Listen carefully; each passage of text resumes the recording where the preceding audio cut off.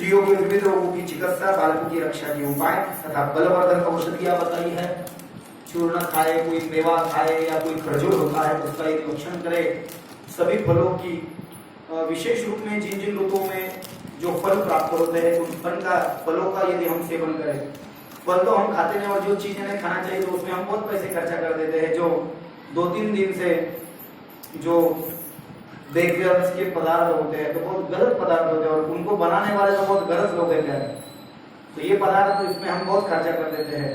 किसी के घर में तो चाय के सिवा, चाय जब सवेरे बनती है तो चाय भी बिना स्नान के ही कर रहे हैं, पानी भी बिना स्नान के पी रहे। कोई कोई तो नाश्ता भी बिना स्नान के कर रहा है। गरुड़ पुराण में तो कहा गया जो बिना स्नान किए पानी पीता है तो रक्त पीने का दोष है, और जो बिना स्नान के भोजन करता है तो विष्टा या मांस खाने का दोष है। मांस तो ठीक है, मांस खा भी लेते हैं लोग, लेकिन विष्टा तो कितना गलत है। हमको भी पता नहीं था, लेकिन जिस दिन से ये कथा करने लगे, महाराज बन गए, जिस दिन से पढ़ा है तो हमारे घर पे आप आकर के देख सकते हो बिना स्नान के तो चाय पीते ही नहीं है, बिना स्नान के नहीं। और ये तो वारकरी संप्रदाय का परम नियम है। बिना हरिपाठ के तो शाम का भोजन भी नहीं होता है। हरिपाठ तो मेरा सवेरे स्नान होते होते ही, स्नान करते करते हो जाता है। मुखोद्गत है जो कि हरिपाठ काकड़ा तो वो हो ही जाता है, लेकिन अन्य जो चीजें हैं तो उसका हम, और कितना आसान है, कोई नहीं ना। यदि आपको चाय जमता ही नहीं है तो जल्दी सवेरे उठ जाइए, 5 बजे स्नान कर लीजिए और फिर चाय कर लीजिए। कितना बड़ा दोष है। रात में यदि ब्रह्मचर्य का पालन न हो, कोई व्यसन हो, कोई गलत जगह पर गए हो, हम चाय पी रहे हैं तो शरीर को हम बहुत खराब कर रहे हैं प्यारे। तो इसलिए परम वैष्णव होना क्या आवश्यक है। तो परम वैष्णव का ये एक रूप कहा गया कि लहसुन कांदा मरते दम तक नहीं खाए, लेकिन कोई बात नहीं, चातुर्मास में आप उसका त्याग कर लीजिए, अन्य साधनों में आप उसको खा सकते हैं। लेकिन मांस वगैरह ये जो गलत चीजें है, गंदी संदी बासी अन्न भी अगर खाया, आगे प्रेतकर में कहा है बासी अन्न भी खाया तो किसी एक जानवर की योनि को जाना पड़ता है, ऐसा आगे कहा गया है गरुड़ पुराण में। व्याकरण का निरूपण किया, व्याकरण का सार कहा, छंद का ज्ञान दिया है। छंद तो अलग अलग जो छंद होते हैं ना, अनुष्टुप छंद, जो गायत्री मंत्र गाते हैं उसको उस छंद में गाते हैं। तो आगे जो प्रणवस्य परब्रह्म ऋषि परमात्मा देवता देवी गायत्री छंद, इसको गायत्री छंद में ऐसे छंदों का विधान आगे किया है। हर किसी चीज को जो सामवेद के अंतर्गत है उनको अलग छंदों में गाया जाता है। ऐसे छंद का उसमें फिर बहुत आगे समृत लक्षण, स्थित लक्षण, ऐसे लक्षणों का विनियोग किया। विषमृत लक्षण, प्रस्तार निरूपण, सदाचार एवं शोचाचार का निरूपण किया। सदाचार माने कि बिल्कुल स्वप्न में भी किसी का द्वेष नहीं करना। सामने से यदि किसी का अच्छा नहीं कर रहे हो, लेकिन अपनी वाणी से उसके लिए गलत शब्द न निकालना। ये सदाचार का वर्णन किया, शौचाचार का वर्णन किया। सवेरे उठे तो ये हर ग्रंथ में है, सवेरे उठे जल्दी जाए, लोटा हाथ में लेके ले, मिट्टी ले, लेकिन इसकी क्या जरूरत है। आजकल तो बाथरूम हो गया ना, जो पुरातन समय में नहीं होते हैं। फिर विष्टा मल मूत्र का त्याग करने जाओ तो सूखे पत्ते पे बैठो, हरे पत्ते पे मत बैठो, दिन में बैठो तो दक्षिण की ओर मुख करो, या शाम में बैठो तो उत्तर की ओर। ऐसा पूरा ज्ञान दिया है। आचार्य ब्राह्मण हो, यज्ञों को विधि धारण करने आने के बाद में फिर कुल्ला करे, उसके बाद में कोई गृहस्थाश्रमी हो तो 4 बार पैर धोवे, ब्रह्मचारी हो तो 8 बार पैर धोवे, वानप्रस्थाश्रमी जंगल में रहता हो तो 12 बार पैर धोवे। गुरुचरित्र में भी है, तो गरुड़ पुराण में उसका विस्तार कर दिया। और आगे जो है विशेष रूप से इन आचार कांड का चिंतन करते करते भगवान विष्णु कह रहे हैं, मैं थोड़ा सा तर्पण विधि का वर्णन करूंगा। इसके पहले ब्राह्मणों का स्नान संध्या, तो ये देवी भागवत का विषय है। और यहाँ पर अपने को वो सुनने की जरूरत नहीं है कि ब्राह्मण लोगों की स्नान संध्या क्या होती है। जो करते हैं उनको लग लाभ, जो नहीं करते हैं चलो वो उनका दोष है। लेकिन हमको सुन से क्या फल है कि ब्राह्मण की संध्या कैसी होती है। मैंने तो बता दिया, सवेरे उठते त्रिकाल संध्या होती है, दोपहर में संध्या करनी चाहिए 11:15 बजे, 11:30 बजे स्नान कराना चाहिए। सवेरे स्नान कराना चाहिए 4:45 बजे या 4:30 बजे, और 5 बजे गायत्री मंत्र का वो अनुष्ठान करें, संध्या करें। सूर्योदय होने के पश्चात भगवान सूर्य को अर्घ्य अर्पित करें। शाम का स्नान 5:30 बजे करके 5:45 को संध्या के लिए बैठ जाए। जब तक दिख रहा है सूर्य तब तक शाम की संध्या यदि कर रहे हो तो पश्चिम की ओर मुख करके बैठ जाए, और दोपहर की ओर प्रातःकाल की संध्या जो है तो पूर्व की ओर मुख करके ब्राह्मण लोग करें। खड़े रह करके यदि सूर्य को अर्घ्य दिया जाए तो बहुत अच्छा है विशेष रूप से, नहीं तो घर में करें या घर के ऊपर गच्ची पर बैठ करके भी टेरेस पे बैठ करके कर सकते हैं। तर्पण विधि का प्रयोग है। जो तर्पण हमारे मृतक व्यक्ति के पश्चात, व्यक्ति कोई चला गया है हमारे कुल में, तो पिंडदान जितना विशेष रूप से है, पिंडदान नहीं कर सके तो तर्पण जरूर करना चाहिए। और तर्पण देवों का भी होता है, संतों का भी होता है और मनुष्य का भी होता है और पितरों का, 4 तर्पण है। तो देवों का और संतों का विशेष है और मनुष्यों का और तत्वोपरांत पितरों का तर्पण है।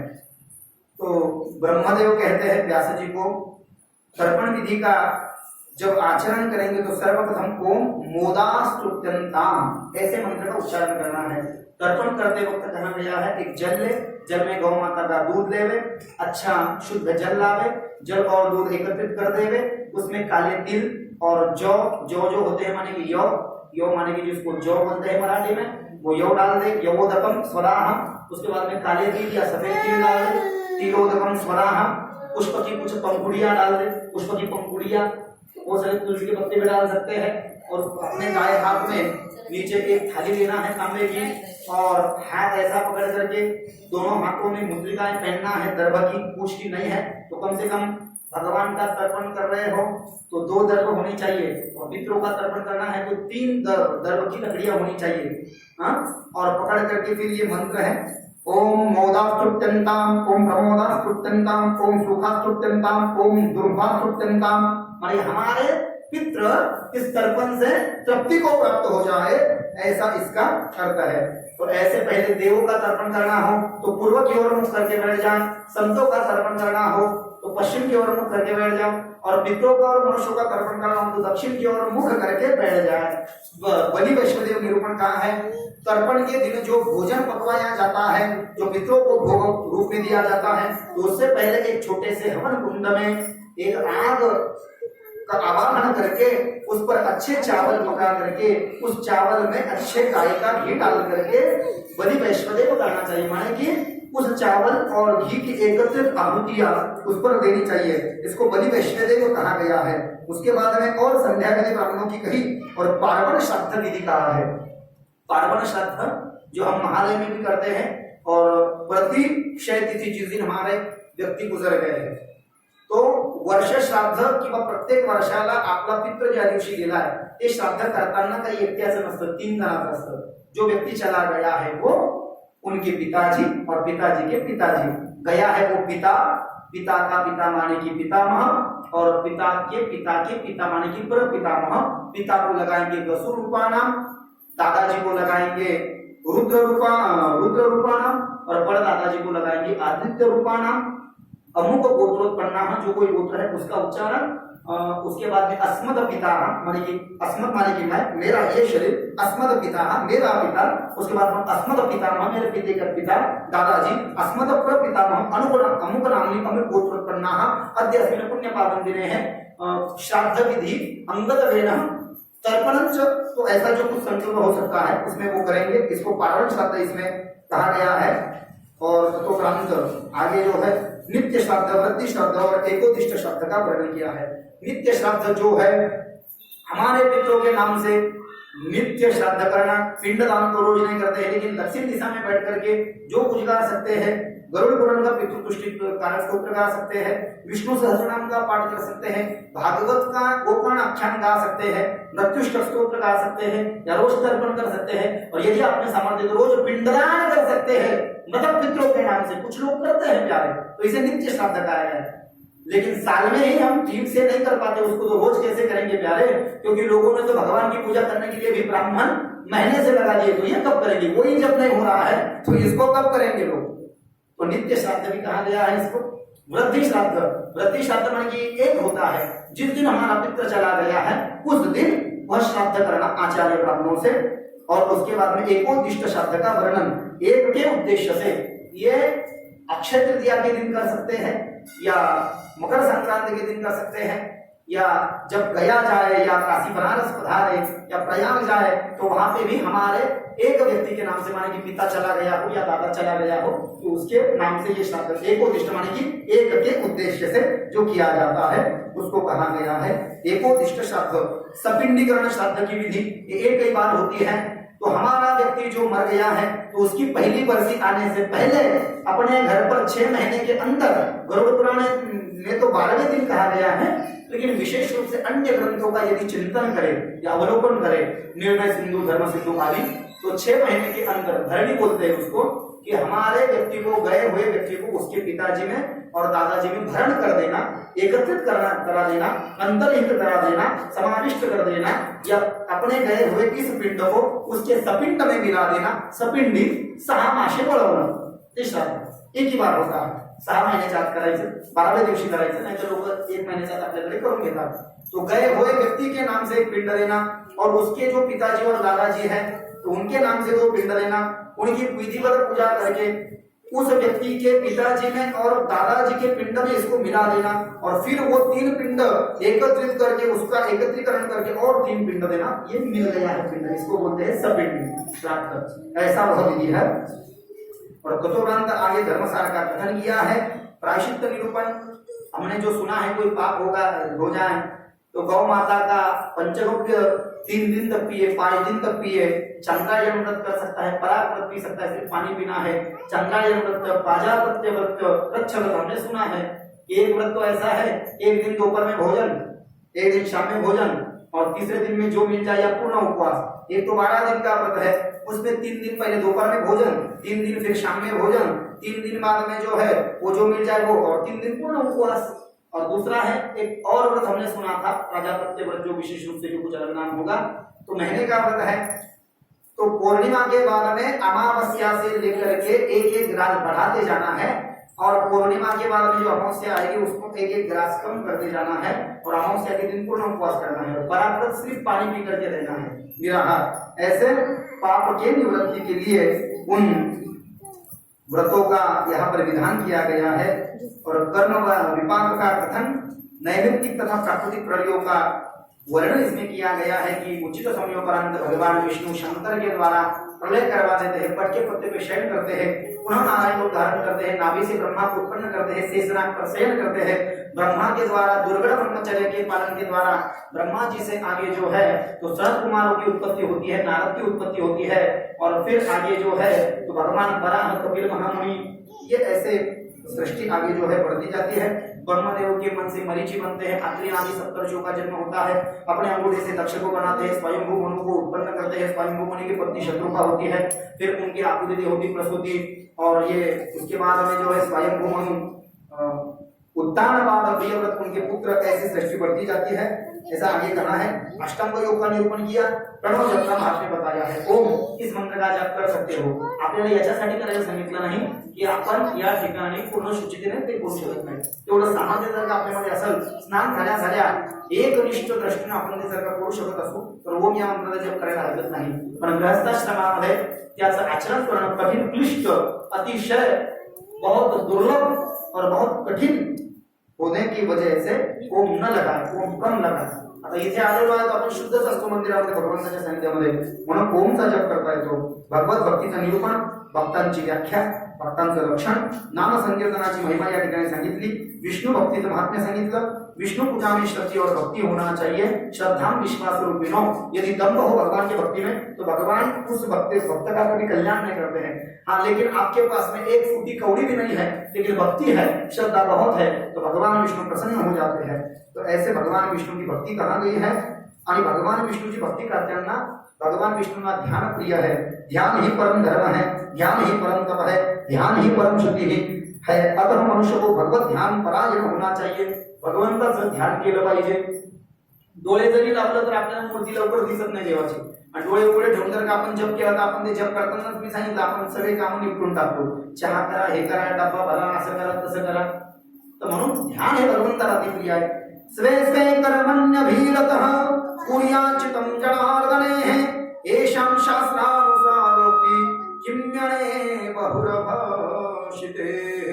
अपने अपने कर्म में संलग्न रहते हुए भगवान जनार्दन हरि में ही चित्त को प्रणवत करना चाहिए, ऐसे शास्त्र का कथन है। अन्य बहुत सी बातों को कहने से क्या लाभ है, ऐसा आगे कहा गया।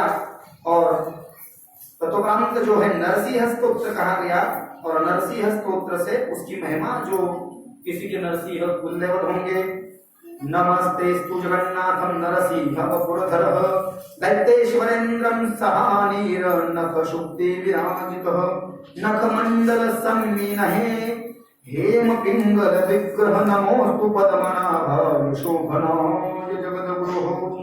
कुलामृत स्तोत्र आगे कहा गया है कि जिसका वर्णन देवर्षि नारद के पूछने पर शिव ने किया था कि कुलामृत स्तोत्र है, कुल की वृद्धि करने वाला स्तोत्र है। यस्तु विश्वमनाद्यं मनंतं जामत्मनिः संस्थितं सर्वज्ञमचलं विष्णुं समाध्यायेत समुच्यते।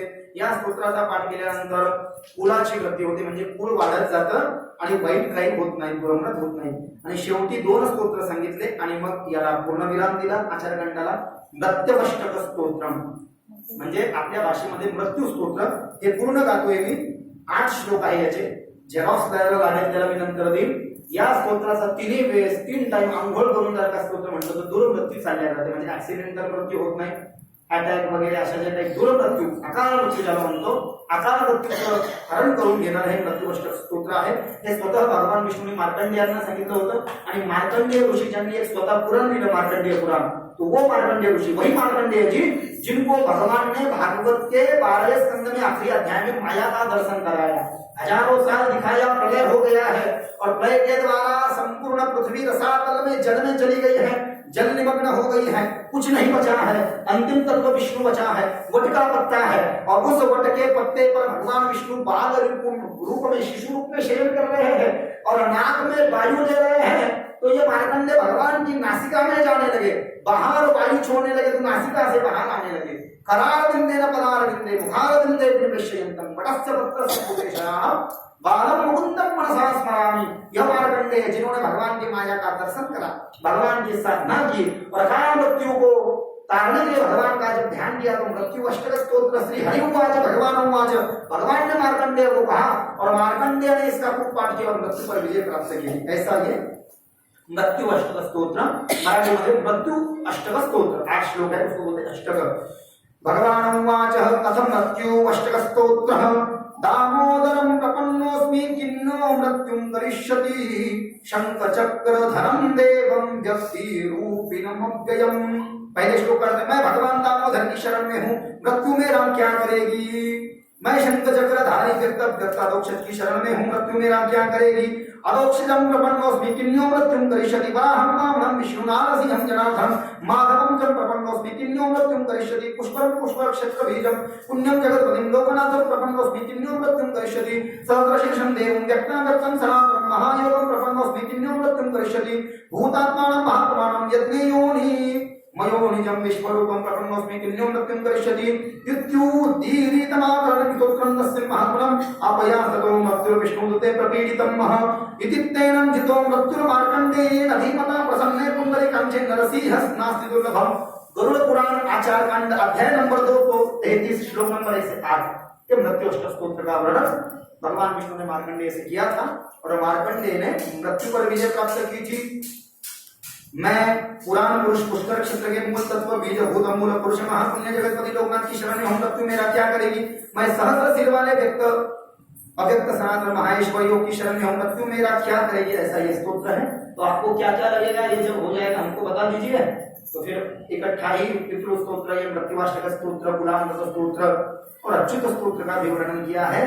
इस अच्युत जो प्राणियों को सब कुछ प्रदान करने वाला है, देवर्षि नारद के पूछने पर ब्रह्मा जी ने उसे सर्वश्रेष्ठ स्तोत्र का जैसे वर्णन किया था वैसे ही मैं आप मुझसे सुने।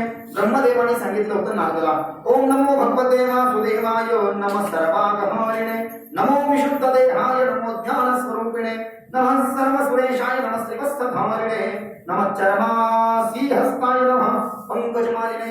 सगळ्या सिद्धींची प्राप्ती करून देणारं हे स्तोत्र आहे। तदनंतर या ठिकाणी पुढे ब्रह्मज्ञान निरूपण तथा शांग योग आत्मज्ञान निरूपण या ठिकाणी दिला, त्याची परिभाषा सांगितली गीतासार। त्याच्यानंतर या ठिकाणी गीतासार, ब्रह्मगीतासार आणि ब्रह्मगीतासार संहितन गरुड़ पुराणाचं महात्म्य सांगितलं। ब्रह्मा जी ने कहा, भगवान हरि ने कहा, हे रुद्र ये आचार कांड का आखिर अध्याय है, तो आचार कांड के द्वारा गरुड़ पुराण का महात्म्य बताया है जैसे भागवत का महात्म्य है। मैंने गरुड़ पुराण का वह सार भाग आपको सुना दिया जो भोग एवं मोक्ष प्रदान करने वाला है। यह कारुणी विद्या, यश विद्या, सौंदर्य, लक्ष्मी विजय और आरोग्यादिका का कारक है। जो मनुष्य इसका पाठ करता है या गरुड़ पुराण सुन भी लेता है तो वह सब कुछ जान जाता है और अंत में उसको स्वर्ग की प्राप्ति होती है। ब्रह्मा जी ने कहा, व्यास मैंने मुक्ति प्रदायक ऐसे महापुराण को भगवान विष्णु से सुनाया था। व्यास जी ने कहा, सुत जी, भगवान विष्णु से इस महापुण्यदायक गरुड़ पुराण को सुनकर ब्रह्मा जी ने दक्ष प्रजापति नारद प्रधान सभी को सुनाया और स्वयं उस परात्पर ब्रह्म का ध्यान करते हुए वे वैष्णव पद को प्राप्त हुए। मैंने भी तुम्हें और तुमसे शौनकाधिकार को इस सर्वश्रेष्ठ पुराण को सुनाया, जिसे सुनकर सर्वज्ञ बना व्यक्ति अपने अभिष्ट को प्राप्त करके अंत में ब्रह्म पद का लाभ लेता है। भगवान विष्णु ने गरुड़ को सारतम भाग सुनाया था, इसलिए गरुड़ के लिए कथित सारतत्व गरुड़ पुराण के नाम से प्रसिद्ध हो गया। थोड़ा सा वीडियो बंद करके एक 5 मिनट जप करेंगे। भगवते वासुदेवाय, ओम नमो भगवते वासुदेवाय, ओम नमो भगवते वासुदेवाय, ओम नमो भगवते वासुदेवाय, ओम नमो भगवते वासुदेवाय, ओम नमो भगवते वासुदेवाय, ओम नमो भगवते वासुदेवाय, ओम नमो भगवते वासुदेवाय, ओम नमो भगवते वासुदेवाय, ओम नमो भगवते वासुदेवाय, ओम नमो भगवते वासुदेवाय, ओम नमो भगवते वासुदेवाय, ओम नमो भगवते वासुदेवाय, ओम नमो भगवते वासुदेवाय, ओम नमो भगवते वासुदेवाय, ओम नमो भगवते वासुदेव भगवान की जय। गरुड़ पुराण ग्रंथराज भगवान की जय। गरुड़ जी महाराज की जय। कमलोद सुंदर श्री गुरुदेव दत्त दत्त दत्त पितृ समाज की जय। और बेसब्री से जिसका हम इंतजार कर रहे थे, आज कथा का 11वां दिन है, लेकिन आचार कांड खत्म ही नहीं हो रहा था कि पूरे जीवन का सार उसमें प्रदर्शित कर दिया था। लेकिन ये प्रेत कल्प, नाम ही है प्रेत कल्प, माने कि प्रेत के संबंध की कथा। तो आखिरी ये जो है इसमें तो 18 अध्याय है, लेकिन ये जो प्रेत कल्प है इसमें 49 अध्याय, माने कि 50 को 1 का, तो इतना बड़ा ये विस्तृत है और उससे भी ये कम है। ये तो बहुत ही ज्यादा है, 7 दिन में भी 2-2, 3-3 घंटे रोज इसको लगते हैं। तो ये तो बहुत विशेष रूप से इसका चिंतन करें। तो आचार कांड को जो है हमने श्रवण किया, और दूसरा जो प्रेत कल्प है इसको धर्म कांड कहा गया। ये धर्म ही है एक प्रकार का। यदि हम प्रेत की कथा सुन करके गरुड़ पुराण के द्वारा उस प्रेत की सभी क्रियाएं करें तो वह व्यक्ति धर्मानु कहलाता है या धर्माभिमानी कहलाता है। इसलिए इसको पहले नाम दिया है धर्मकांड प्रेत कल्प। धर्मकांड के माध्यम से जो किया जाता है प्रेतों का कर्म, उसे कहते हैं धर्मकांड प्रेत कल्प। तो पहले अध्याय में वैकुंठ लोक का वर्णन किया गया। मरण काल में और मरण के अनंतर जीवों के कल्याण के लिए विहित विभिन्न कर्तव्यों के बारे में गरुड़ जी के द्वारा किए गए प्रश्न और प्रेत कल का उपक्रम। अब अन्य कथाएं हमने आचार कांड में सुनी कि विष्णु ने शंकर को और ब्रह्मदेव को सुनाई, ब्रह्मदेव ने व्यास जी को सुनाया, दक्ष को सुनाया, नारद को सुनाया। तदोपरांत पराशर महाराज ने भी कुछ संतों को कहा और याज्ञवल्क्य ने संतों से कहा। व्यास जी से, जिस व्यास ने ब्रह्मा से सुनी उसी व्यास से उनके शिष्य के पुत्र सूत जी ने सुनी और शौनकादि ऋषियों को नैमिषारण्य तीर्थ में इस कथा का अमृतपान रसस्वादन करवाया। लेकिन यह जो प्रेत कल्प है, यह प्रेत कल्प सीधे सीधे भगवान विष्णु ने अपने मुखारविंद से गरुड़ को सुना दिया था। गरुड़ विष्णु संवादे, सीधा सीधा भगवान विष्णु ने अपने मुखारविंद से यह निश्चित किया है गरुड़ के सामने। और वही कथा सूत महाराज कहते हैं, ये शौनकादि ऋषियों मैं आपसे कह रहा हूं। तो फिर गणेश जी को नमस्कार किया सभी शौनकादि ऋषियों ने। ओंकार से युक्त भगवान वासुदेव हरि को प्रणाम है।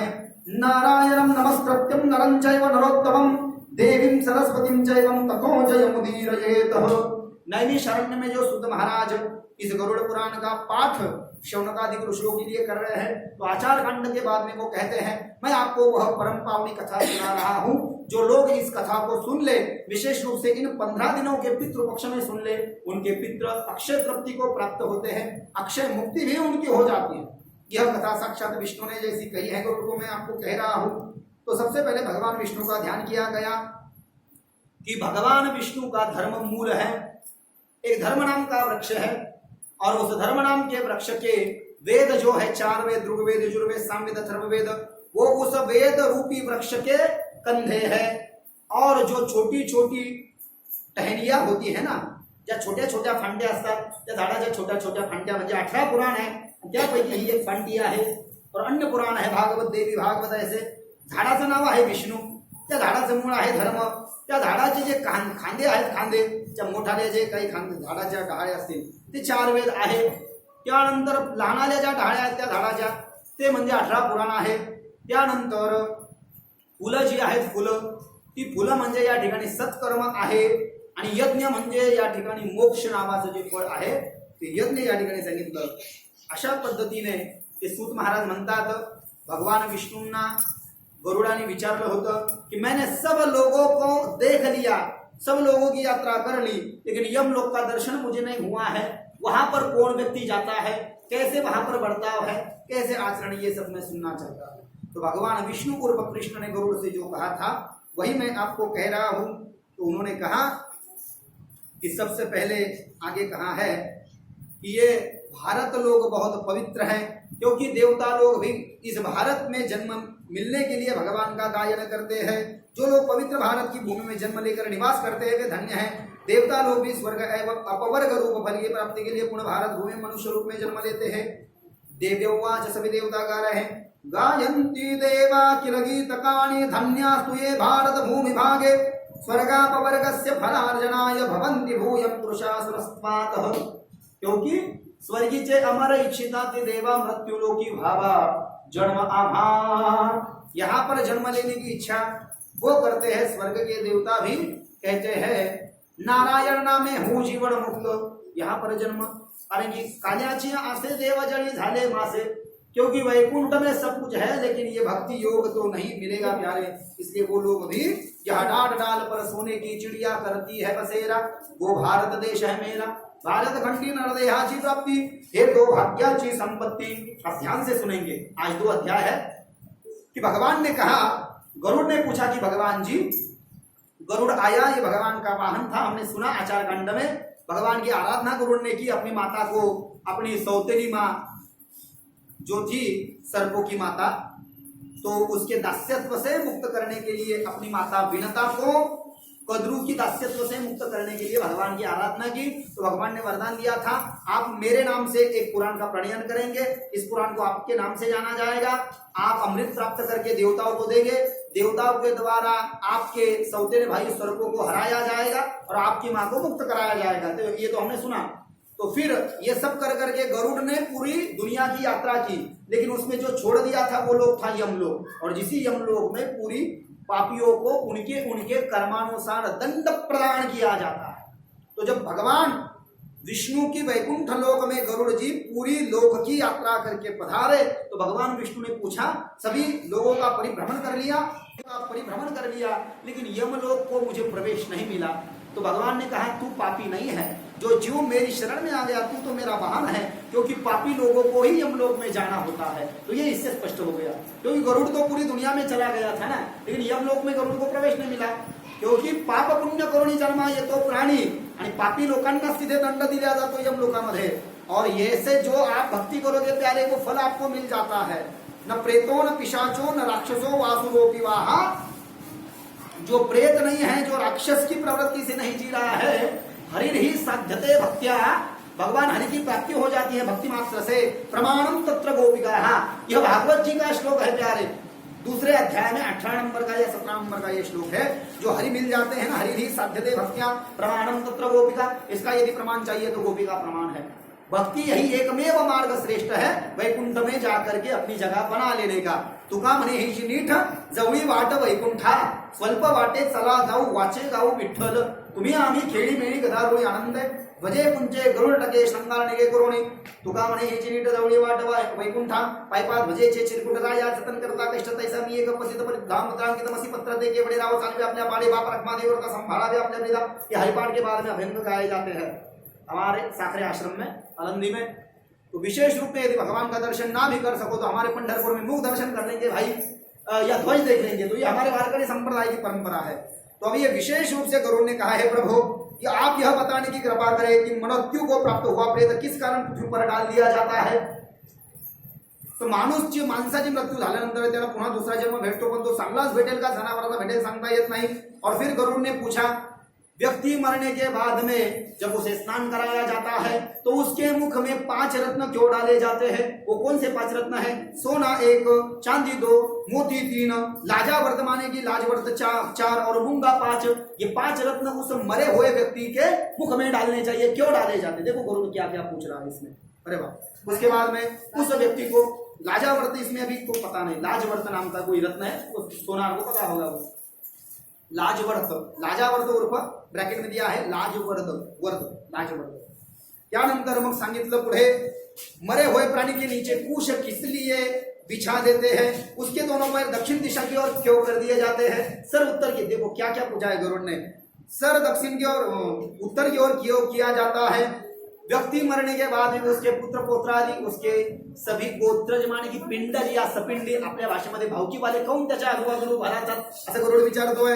हे केशव, मृत्यु के समय विविध वस्तुओं का दान एवं गोदान किस लिए दिया जाता है, बंधु बांधव मित्र और शत्रु आदि सब मिलकर क्यों क्षमा याचना करते हैं, किससे प्रेरित होकर लोग मृत्यु काल में उस व्यक्ति के कल्याण के लिए अष्टदान देते हैं, कील 1, लोहा माने की लोखंड 2, स्वर्ण माने की सोना 3, कपास 4, नमक 5, सप्त धान्य 6, भूमि 7 और उस भूमि के साथ में पैर की चप्पल, छाता और सप्त धान्य और कपड़े आदि दिए जाते हैं और गौ का दान देते हैं। सप्त धान्य क्या क्या है, गरुड पुराणामध्ये सांगितलं, जौ म्हणजे जव 1, धान म्हणजे या ठिकाणी गहू वगैरे हे सगळे 2, तीळ 3, कंगनी 4, मूंग 5, चना 6 और सावा 7, ये सप्त धान्य देना चाहिए। लेकिन ये क्यों दिया जाता है, गरुड़ पूछ रहा है।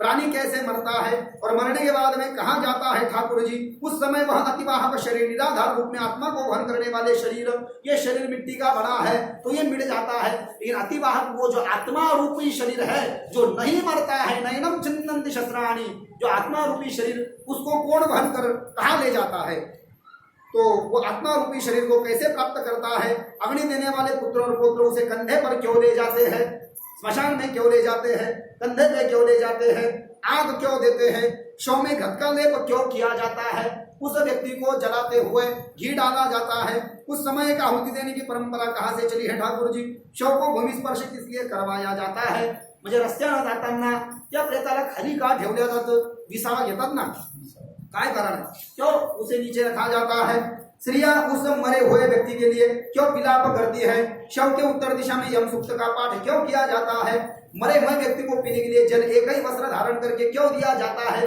म्हणजे एकच कपडा घालतो जो माणूस आणि त्याला पाणी पाजतो असं काय का बरं भगवंता, उस समय सूर्यबिंब निरीक्षण, पत्थर पर स्थापित योग, सरसों दुर्वा और नीम की पत्तियों का स्पर्श करने का विधान क्यों है, माणसाला अग्निडाग दिल्यानंतर तिथं एक आश्वा म्हणून दगड घेतात आणि त्या दगडावर जव आणि काळे तीळ टाकून लोक तर्पण करतात, सगळे मरण पावलेले व्यक्तीपेक्षा जे लहान भावकीवाले माणसं आहेत ते, आणि मग त्याच्यानंतर लिंबाचा पाला तोडतात आणि तोंडामध्ये ठेवतात, दाताखाली त्याला चावतात आणि पाय दगडावर ठेवून घरी येतात, असं का, यो सरसों दुर्वा और नीम की पत्तियों का स्पर्श करने का विधान क्यों है, उस समय स्त्री एवं पुरुष दोनों नीचे ऊपर एक ही वस्त्र क्यों धारण करते हैं, शव का दाह संस्कार करने के पश्चात उस व्यक्ति को अपने परिजनों के साथ बैठकर भोजन आदि क्यों नहीं करना चाहिए, करना तो चाहिए लेकिन घर पे नहीं पकाना चाहिए, और 10 दिन कोई गुलाब जामुन रसगुल्ला नहीं खाना चाहिए, तो अमान्य का भोजन करना चाहिए, बेचाओ जिसको कोई रुचि ना हो यह भोजन करना चाहिए। गरुड़ पुराण में आगे कहा गया है, जिस दिन व्यक्ति मर जाता है उस दिन पकवान नहीं खाना है, भोजन नहीं करना माने कि चूल्हा नहीं जलाना है, और दूसरा कोई ला करके दे तो ही खाना है, इसलिए बाहर से डब्बा आता है प्यारे उस व्यक्ति के लिए, उन परिवार के लिए। ततोपरांत चबूतरे वेदी पर सके पके हुए मिट्टी के पात्र में दूध क्यों रखा जाता है, रस्सी से बंधे हुए 3 काष्ठ तिकोड़िया के ऊपर रात्रि में गांव के चौराहे पर एकांत में वर्ष पर्यंत प्रतिदिन दीपक क्यों दिया जाता है, शव का दाह संस्कार तथा अन्य लोगों के साथ जल तर्पण की क्रिया क्यों की जाती है ठाकुर जी। जरूर आगे कह रहे भगवान विष्णु, मृत्यु के बाद प्राणी अतिवाहक शरीर में चला जाता है, उसके लिए 9 पिंड देने चाहिए, और 10वें दिन का 10वां पिंड, ये 10वां क्यों किया जाता है, किस विधान से पितरों को पिंड प्रदान करना चाहिए, और उस पिंड को स्वीकार करने के लिए उनका आवाहन कैसे किया जाए।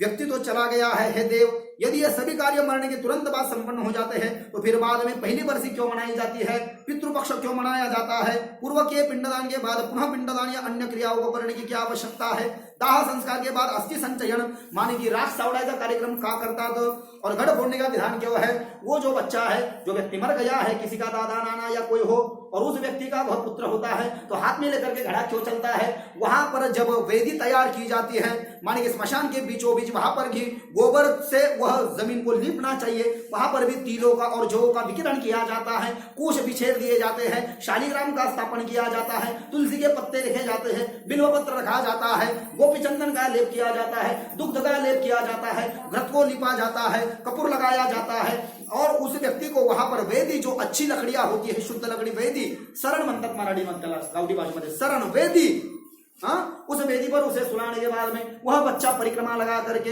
हर परिक्रमा के समय एक पत्थर से उसके गोत्र जो होते हैं उस घड़े को ऐसा एक छिद्र सा गिरा देते हैं और फिर फोड़ देते हैं और फिर अग्निदाह दिया जाता है। यह ऐसा क्यों किया जाता है? ऐसी सभी शंकाएं जो गरुड़ की थी तो गरुड़ ने भगवान को पूछ लिया है। दूसरे दिन और चौथे दिन सावनी का द्विज स्नान का विधान क्यों है? 10वें दिन भी सभी परिजनों के साथ शुद्धि के लिए स्नान क्यों किया जाता है? 10वें के दिन तेल एवं उद्दट का प्रयोग क्यों किया जाता है? उस तेल और उद्दट का प्रयोग भी एक विशाल जलाशय के तट पर होना अपेक्षित है। इसका क्या कारण है? 10वें दिन पिंडदान क्यों करना चाहिए? 11वें दिन वृक्षोत्सर्ग आदि के साथ पिंडदान करने का क्या प्रयोजन है? आगे सुनेंगे। आदमी मरने के बाद में पहले दिन अग्निदाह संस्कार, दूसरे तीसरे या चौथे दिन अस्थि संचयन मानी की रक्षा विधान है। अस्थियों का संचयन करना और किसी तीर्थ में ले जा करके डाल देना। 10वें दिन 10वां करना। 11वें दिन उस व्यक्ति के नाम से एक गौ माता उसके बछड़े सहित ब्राह्मण को दान कर देना। इसको वृक्षोत्सर्ग कहते हैं। वृक्ष माने की छोटा बछड़ा बैल और उसकी माता माने की गौ माता। ये 11वें दिन करना है प्यारे। आदि के सहित पिंडदान करने का क्या प्रयोजन है? पात्र पादुका देखिए, ये लोहे का पात्र या तांबे का पात्र क्यों दान करना चाहिए? पैर की चप्पल क्यों दान करनी चाहिए? छाता क्यों दान करना चाहिए? सोने की अंगूठी क्यों दान करना चाहिए? अन्य वस्तुओं का दान क्यों दिया जाता है? 13वें दिन पददान क्यों दिया जाता है? विशेष रूप से 13वें दिन पददान देना चाहिए। ये 8 प्रकार का है। तिळाचं भांड तिळा सहित 1, तुपाचं भांड तुपा सहित 2, लोखंड 3, सोनं 4, मीठ 5, सप्तधान्य 6, पायातली चप्पल छत्री आणि तांब्याची ताटली तांब्याची ताट 8, त्यानंतर सतरंजी कपडे बसायची चटई 8. याला 8 दान असं गरुड पुराणामध्ये म्हटलंय. विशेष रूपाने नाही दहाव्याच्या दिवशी तर 13व्या दिवशी हे दिलं पाहिजे. वर्षपर्यंत 16 श्राद्ध क्यों किए जाते हैं तथा 360 स्नानोदक घट क्यों दिए जाते हैं? प्रेत तृप्ति के लिए प्रतिदिन अन्न से भरे हुए एक घट का दान क्यों करना चाहिए? ज्या घरामध्ये कोणी व्यक्ती मरण पावला आहे त्याचं पहिलं वर्ष श्राद्ध येईपर्यंत रोज एक तांब्याचा तांब्या, नसेल शक्ती तर एक मातीचा तांब्या भरून ब्राह्मणांना दान दिला पाहिजे. पण ते शक्य नाही, तुम्ही देणार नाही आणि घेणारही घेणार नाही, ते जागेवर असले पाहिजे म्हणून सांगितलं कमीत कमी. मग सपिंडीच्या वेळेस 6 मासे बळवताना दान द्या, 12व्या दिवशी दान द्या आणि 6व्या महिन्याच्या तिथीला दान द्या, असं 3दा तरी दिलं पाहिजे असं सांगितलं. हे प्रभो, मनुष्य नित्य है और समय आने पर ही वह मरता है, किंतु मैं उस छिद्र को नहीं देख पाता हूँ जिससे जीव निकल जाता है. प्राणी के शरीर में स्थित किस छिद्र से पृथ्वी जल मन तेज वायु और आकाश निकल जाते हैं जनार्दन? इस शरीर में स्थित जो 5 कर्मेंद्रिय और 5 ज्ञानेन्द्रिय है तथा 5 वायु है वे कहाँ से निकल जाते हैं? और मोह, तृष्णा, काम और अहंकार रूपी जो 5 चोर शरीर में छिपे रहते हैं वे कहां से निकल जाते हैं? ऐसी सभी बातें गरुड़ ने भगवान विष्णु से प्रथम अध्याय में पूछी है. और दूसरा अध्याय का श्रवण करके 4 बजे मैं कथा को पूर्ण विराम दूंगा और थोड़ा संकल्प छोड़ लूंगा हमारे कीर्तन और तत्वोपंत आरती में प्रवेश करके. आज मुझे थोड़ा कोई कार्य है मेरे बड़े बहन का, तो वह कार्य करके मुझे थोड़ा गांव को कथा से पहले जाकर के आना है, उस कार्य को पूर्ण करेंगे. अभी दूसरा अध्याय भी ध्यान से श्रवण करें. अन्य अध्याय सुन रहे तो नींद आ रही थी, लेकिन इसको सुनने के बाद में इसको बहुत ध्यान से सुन रहे लोग, बहुत अच्छी बात है. तो अभी दूसरा अध्याय कहा गया है मरणासन्न व्यक्ती के कल्याण के लिए किए जाने वाले कर्म. मरण पावलेल्या माणसाच्या नावाने लोक काय काय सत्कर्म करू शकतात आणि मृत्यू से पूर्व की स्थिति तथा कर्म विपाक का वर्णन. तो ये भगवान श्री कृष्ण ने गरुड़ से कहा, है भद्र, आपने मनुष्यों के हित में बहुत ही अच्छी बात पूछी है. सावधान होकर के इस समस्त ऊर्ध्वदेही क्रिया को भली भांति सुने. आता त्या क्रियेचं नाव आहे ऊर्ध्वदेहिक. मरने के बाद में व्यक्ति को 4 नामों से संबोधित किया जाता है. ऊर्ध्वदेहिक माने कि जीव का शरीर छूटने के बाद में आत्मरूपी शरीर ऊर्ध्व दिशा में आकाश की ओर चला गया है. ऊर्ध्वदेहिक मरने के बाद की क्रिया. उसके बाद में मरणोत्क्रमण, मरने के बाद प्राणोत्क्रमण, प्राण छूटने के बाद देहोत्क्रमण, देह छूटने के बाद. ये 3 और वो चौथा नाम. मरण्याच्या नंतर 4 शब्द गरुड पुराणामध्ये माणसाला दिले. मरणोत्क्रमण म्हणजे माणूस मेल्यावर, देहोत्क्रमण म्हणजे देह सुटल्यानंतर, प्राणोत्क्रमण माने की प्राण निकल जाने के बाद में, और ऊर्ध्व दिशा में जब वह आदमी चला गया है तो उसे कहा गया है ऊर्ध्वदेहिक कर्म. मरण पावल्यानंतरचं कर्म पहिल्या दिवशीपासून तर 13व्याचं, 10व्याचं, 11व्याचं, 12व्याचं, 6 मासे पळवण्याचं, पहिल्या वर्ष श्राद्धाचं. हे गरुड़ जो सम्यक रूप से भेद रहित है, जिसका वर्णन श्रुतियां और स्मृतियों में हुआ है, जिनको चिंतन करने वाले विद्वान नहीं देख सके, जो गुह्याति गुह्य है ऐसे उस प्रधान तत्व को जिसे मैंने अभी तक किसी से अन्य कहीं से नहीं कहा, तुम मेरे भक्त हो इसे मैं तुम्हें बता रहा. भगवान विष्णू म्हणाले, आता मरण पावलेल्या माणसाची सगळी कथा जी मी तुला सांगतोय गरुड, याच्या आधी मी कोणाला सांगितली नाही. सबसे पहले मैं तुझे कह रहा हूं इस तत्व को. इसलिए ये विशेष है. भगवान विष्णूने ही कथा सगळ्यात अगोदर गरुडाला सांगितली. है वैनक ये माने की बिना ताके पुत्र गरुड. इस संसार में पुत्रहीन व्यक्ती की गती नहीं है. ज्या माणसाला पुत्र नाही त्याने किती सत्कर्म करा त्याचं गती नाही म्हणून लोक म्हणतात बाबा नको. मग घाबरायचं काय कारण, एखादा दत्तक घ्यायचा ना असं सांगितलंय. और क्षत्र अपने शरीर से जो पुत्र उत्पन्न होता है उसे कहा गया है क्षत्र. नहीं है तो फिर अपन कोई बहन का पुत्र ले ले या भाई का पुत्र ले ले, किसी रिश्तेदार का पुत्र ले ले, किसी गरीब का पुत्र ले ले या किसी अनाथालय से किसी पुत्र को गोदी ले ले प्यारे, तो भी मोक्ष हो जाता है प्यारे, गति मिल जाती है. कोई इसमें दोहराए नहीं है, कोई संदेह नहीं है. उस स्वर्ग प्राप्त नहीं होता है. अतः शास्त्रानुसार यथा योग्य उपाय से पुत्र उत्पन्न करना ही चाहिए. यदि मनुष्य को मोक्ष नहीं मिलता है तो पुत्र नरक से उसका उद्धार कर देता है. पुत्र पौत्र को मरे हुए प्राणी को कंधा देना चाहिए तथा उसका यथाविधान अग्निदाह करना चाहिए, म्हणजे अंतिम संस्कार केले पाहिजे. शव के नीचे पृथ्वी पर तिनके सहित कुश बिछाने से शव की आधारभूत भूमि उस ऋतुमती नारी के समान हो जाती है जो प्रसव की योग्यता रखती है. म्हणजे एखादी स्त्री पुत्राला जन्म देते पण कधी तिला जर का ऋतू प्राप्त झाला तरच तिला ती पुत्राला जन्म देऊ शकते. म्हणून तसं मरण पावलेल्या माणसाला अंतिम स्नान घालण्याच्या अगोदर जर का ती जागा सारवून घेतली आणि त्या जागेवर जर का तीळ आणि कुश टाकले, गोपीचंदनाचा लेप या ठिकाणी शिंपडला, शंखाचं पाणी शिंपडलं तर त्या व्यक्तीमध्ये भगवान विष्णूंचे सत्व गुण या ठिकाणी प्रवेश करतात आणि तो व्यक्ती त्या दिशेनं ती गाडी धरतो, तिकडे प्रवेश त्या मार्गाने जायला सुरुवात करतो. यदि नहीं डाला जाता है तो फिर यक्ष राक्षस पिशाच गण रुधिर गण रक्त प्राशन करने वाले व्यक्ति उस मरे हुए व्यक्ति के शरीर में आ जाते हैं. गुरु ने पूछा था क्यों डालते हैं, तो इसलिए इन सभी चीजों को उस व्यक्ति के नीचे डाला जाता है. मृतक के मुख में पंचरत्न डालना बीज वपन के समान है. जसं माणूस शेती पेरतो किंवा एखादा पीक पेरतो, पीक पेरल्यावर ते वाढत जातो, तसं माणसाच्या मुखामध्ये पंचरत्न टाकल्यानंतर तो माणूस या ठिकाणी पुण्याची वृद्धी करून त्याच्या इच्छित गतीला प्राप्त होतो. म्हणून पंचरत्न डालायला सांगितले. जिससे आगे जीव की शुभ गति का निश्चय होता है. जैसे पुष्प ऋतुकाल में स्त्रियों का ऋतु दर्शन होने पर गर्भधारण संभव नहीं है, वैसे ही शव भूमि भी तीर पुरुषार्थ के बिना जीव की शुभ होने में नहीं है. जसं एखाद्या स्त्रीला ऋतू प्राप्त होत नसेल तर पुत्राला जन्म देऊ शकत नाही, तसं मरण पावलेल्या माणसाला या ठिकाणी अंतिम स्नानाच्या अगोदर जर का शेणाने ती जागा सारवून घेतली नाही, तिथे तुळसी पत्र आणि त्यानंतर यव आणि जव किंवा काळे तीळ आणि तदनंतर दर्भाच्या काळ्या टाकल्या नाही तर त्या व्यक्तीला सुद्धा शुभ गती प्राप्त होत नाही. म्हणून या ठिकाणी भगवान विष्णूचं जे प्रतिनिधी आहे तो तीळ आणि त्याच्यानंतर कुश म्हणजे गर्भ, म्हणून ते टाकायचं. इसलिए श्रद्धा पूर्वक तिल कुश पंचरत्न आदि का यथा विधान विनियोग आवश्यक है. मृत व्यक्ति के कल्याण के लिए उसे स्नान कराने से पहले गोबर से भूमि को सबसे पहले लिपना चाहिए. तदनंतर उसके ऊपर तिल और कुश बिछाना चाहिए. उसके बाद आतुर व्यक्ति को भूमि पर कुशासन के ऊपर सुला देना चाहिए. इतके कुश टाकले पाहिजे जसं काही कुशाचा पलंग आहे. ऐसा करने से वह प्राणी अपने समस्त पापों को जलाकर पाप मुक्त हो जाता है. शव के नीचे बिछाए गए कुश समूह निश्चित है मृत्युग्रस्त प्राणी को स्वर्ग ले जाते हैं, इसमें संशय नहीं है. जहाँ पृथ्वी पर मलमूत्रादि का लेप संबंध नहीं है वह सदा पवित्र है, और जहाँ मलमूत्रादि का लेप संबंध है वहाँ मलमूत्रादि का अपसारण करके वो वैसे लेप करने पर बहुत शुद्धी होती है. काय तर ज्या जागेवर आपण शेणानं सारण माणसाला झोपवतो, माहिती नाही आपल्याला, कुत्ते वगैरे कोई बिष्टा भापर डाल देते हैं, जागा अपवित्र झालेली असते. म्हणून तिथं जर का ती जागा अपवित्र झाली नसेल तर हरकत नाही, पण ती जागा जर का अपवित्र असेल काही प्राण्यांच्या विष्ठेने किंवा एखाद्या अन्य प्राण्याच्या तर गाईच्या शेणानं सारवल्यानंतर ती भूमी पवित्र होत असते. म्हणून त्या भूमीला पवित्र करण्यासाठी जीवाच्या परमगतीसाठी ही जागा सारवायला सांगितली. गोबर से बिना लिपी हुई भूमि पर सुलाए गए मरणासन्न व्यक्ति में यक्ष पिशाच एवं राक्षस कोटि के क्रूर कर्मी दुष्ट लोग पवित्र हो जाते हैं. मरणासन्न की मुक्ति के लिए उसे जल से बनाए गए मंडल वाली भूमि पर ही सुनाना चाहिए. आता हे आपण करत नाही. तुम्ही पहा, मरण पावलेल्या व्यक्तीसाठी सगळ्यात अगोदर तर मरण जे सांगतोय शेणानं जागा सारून घेणे, सगळीकडे तीळ टाकून देणे, खूप दरभर टाकून देणे आणि त्या व्यक्तीला त्याच्यावरती झोपवणे.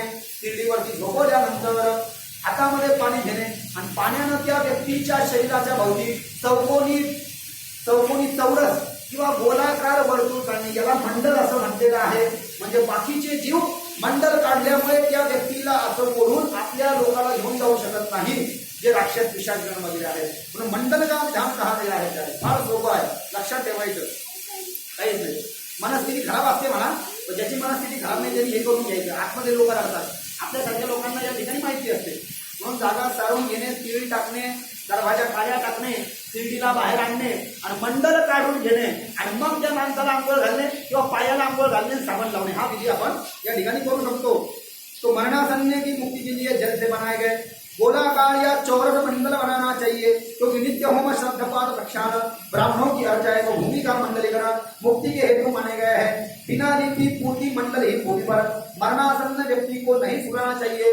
बिना मंडल आणि बिना सारवलेल्या जमिनीवर मरण पावलेल्या व्यक्तीला झोपवायचं नाही, नाहीतर जे लोक झोपवतात तर त्या व्यक्तीलाही या ठिकाणी वाईट गति प्राप्त होते आणि त्या कुळातल्या लोकांना वाईट गति प्राप्त होते। भूमि पर बनाए गए ऐसे मंडल में ब्रह्मा विष्णु रुद्र लक्ष्मी तथा अग्नि आदि देवता विराजमान हो जाते हैं। ते मंडल का बनवायचं म्हटले, ते मंडल याच्यासाठी बनवायचं की त्या मंडलामध्ये भगवान विष्णू ब्रह्मदेव शंकर रुद्र आणि लक्ष्मी त्या व्यक्तीच्या त्या प्रेताच्या जीवाचं संरक्षण करण्यासाठी येतात, राक्षसांना घुसू देत नाही। अशा पद्धतीचं संरक्षण देण्यासाठी ते त्या मंडलामध्ये येत असतात। आता मंडल का निर्माण अवश्य करना चाहिए।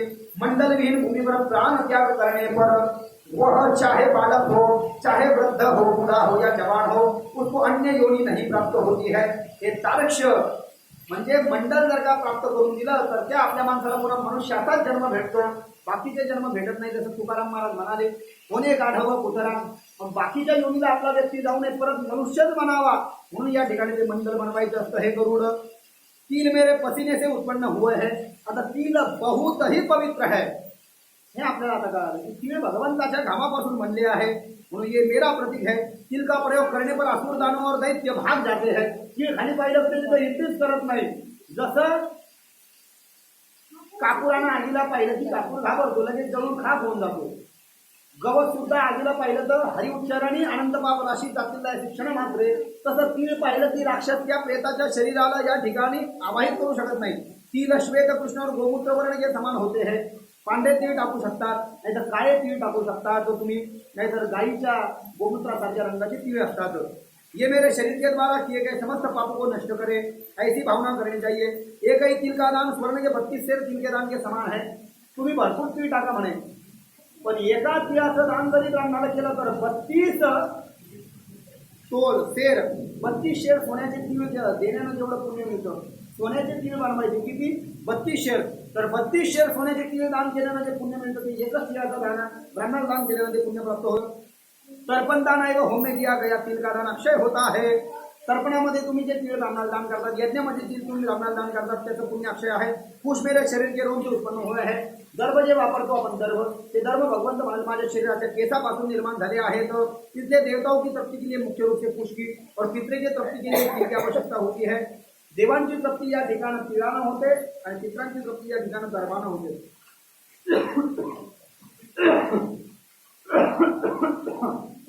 त्याच्यानंतर मग पुढे सांगितलं दर्भ जे आहेत तर दर्भाच्या मूळ भागामध्ये ब्रह्मा आहे, मध्य भागामध्ये विष्णू आहे आणि अग्रभागामध्ये शंकर आहे। ये तीनों देव कुश में प्रतिष्ठित माने गए हैं। दर्भामध्ये ब्रह्मा विष्णू महेशाचा वास आहे, जसं पिंपळाच्या झाडामध्ये आहे हे पक्षीराज। ब्राह्मण 1, मंत्र 2, कुश म्हणजे दर्भ 3, अग्निचाराने तुळशी 5। ये बार बार समर्पित होने पर भी परियुक्षित नहीं माने जाते। तुम्ही ब्राह्मणाकडनं किती वेळेस अभिषेक पूजा करा तरी पण या ठिकाणी ते पुण्य कमी होत नाही, उलट जितक्या वेळेस करायला वाढतच जातं। मंत्र किती वेळेस म्हणा भगवंताची तृप्ती होतच राहते, तुम्ही दर्भ किती वेळेस वाढा भगवंताची तृप्ती होतच राहते। किती वेळेस हवन करा, किती वेळेस तुळशी वाहा, याचा पुण्य क्षीण होत नाही, उलट जितक्या वेळेस मरेपर्यंत तुम्ही जेव्हा हे याचा प्रयोग कराल ब्राह्मण मंत्र तुळशी दर्भ आणि त्यानंतर अग्नी म्हणजे यज्ञ, तर याचं पुण्य वाढतच जातं। कभी निर्माल्य अर्थात बासी नाही होते। निर्माल्य जसं पवित्र आहे, आज आपण जेव्हा फुल वाढली उद्या शिळ झालं, पण त्याचं तेज असह्य आहे, त्याला निर्माल्य म्हणून नदी टाकलेली पुण्य अक्षय होऊन जातं। तसं या ठिकाणी हे निर्माल्यवत आहेत। हे खगेंद्र तुलसी 1, ब्राह्मण 2, गो गाय 3, विष्णुचार आणि एकादशी व्रत 5। ये 5 संसार सागर में डूबते हुए लोगों को नौका के समान पार कराते हैं। या 5 गोष्टीचं माणसाला भवसागर पार करून देतात। हे पक्षी श्रेष्ठ विष्णु 1, एकादशीचं व्रत 2, श्रीमद भगवद्गीता 3, तुलसी 4 आणि ब्राह्मण 5 आणि गो गाय 6। इस असार संसार में लोगों को मुक्ति प्रदान करने के साधन है। यह शतपति कहलाती है। गर्भमूले स्थितो ब्रह्मा मध्ये देवो जनार्दनः दर्भाग्रे शंकरं विद्यात्रयो देवा कुशे स्तुताः विप्रा मंत्रा कुशावर्हिः तुलसीतं खगेश्वरः नैते निर्माल्यतां यान्ति क्रियमाणा पुनः पुनः।